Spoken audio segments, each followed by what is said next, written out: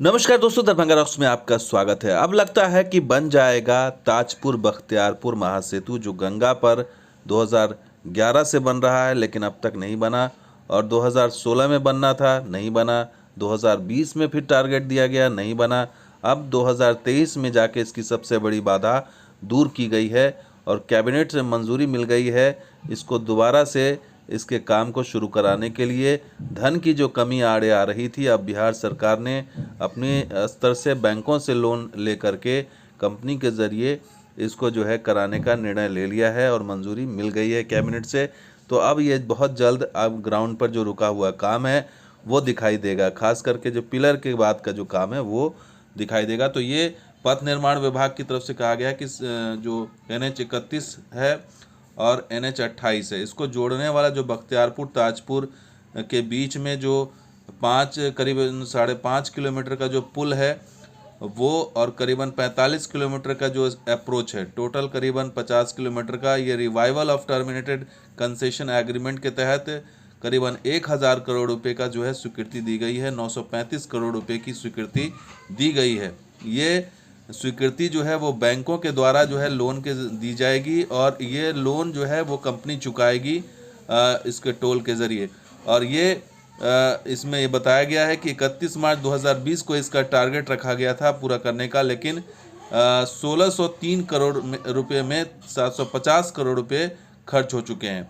यानी कि टोटल जो है अभी 1602 करोड़ का जो है इसकी लागत है और 2875 करोड़ हो गई है। अभी 1602 से 2875 हो गई है और इसके निर्माण का जो अभी समय रखा गया है वो 2024-25 रखा गया है, यानी 2 साल का समय और लगेगा।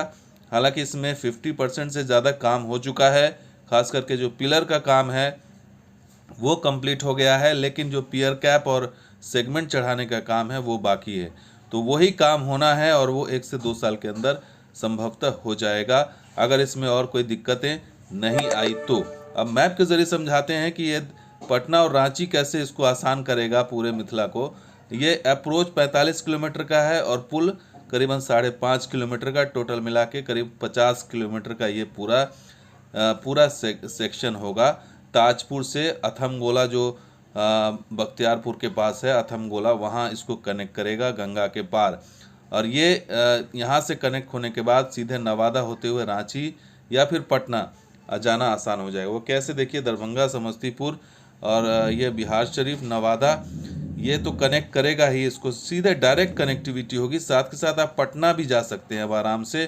तो इससे मुजफ्फरपुर, सुपौल, सहरसा, फारबिसगंज, इन तमाम जगहों के लोग आराम से दरभंगा होते हुए, ताजपुर, बख्तियारपुर होते हुए ये दक्षिण बिहार की यात्रा कर पाएंगे। वो कैसे, रांची का सफ़र कैसे आसान होगा, ये देखिए। दरभंगा से आप ताजपुर होते हुए ये सीधे रांची आ जाएंगे और इस तरह से रांची से न सिर्फ रांची बल्कि बंगाल और MP भी जाना आसान हो जाएगा, अंबिकापुर की तरफ और इधर बंगाल की तरफ। और आपको बता दें, आमस एक्सप्रेसवे से आप ताजपुर, तो एक्सप्रेसवे बन ही रहा है, तो आमस एक्सप्रेसवे होते हुए पटना और गया और तक भी जा सकते हैं। लेकिन ये ऑप्शन मिल जाने से आपको उस हाईवे के ज़रिए ताजपुर से ही आप सीधे कट के आप बख्तियारपुर आ जाएंगे। तो पटना जाने की या बिदुपुर में जो ब्रिज बन रहा है वहाँ जाने की बाध्यता नहीं होगी। तो इससे क्या है कि बहुत समय कम की बचत होगी और जो है वो पैसे की भी बचत होगी, ईंधन की भी बचत होगी। और जिनको झारखंड की यात्रा करनी है, दक्षिण बिहार की यात्रा करनी है, बंगाल MP की यात्रा करनी है, उनके लिए ये रास्ता जो है वो परफेक्ट होगा। इसलिए इस ताजपुर बख्तियारपुर हाईवे या महासेतु का जो है महत्व है, नीतीश कुमार की बहुत ही महत्वाकांक्षी योजना थी, लेकिन इसको ऐसा ग्रहण लगा, पता नहीं कौन सी कंपनी को दे दिया। वो कंपनी पूरा कर नहीं पाई, PPP मोड पर होना था उसको, लेकिन वो कर नहीं पाया और उसने बीच में ही हाथ खड़े कर दिए।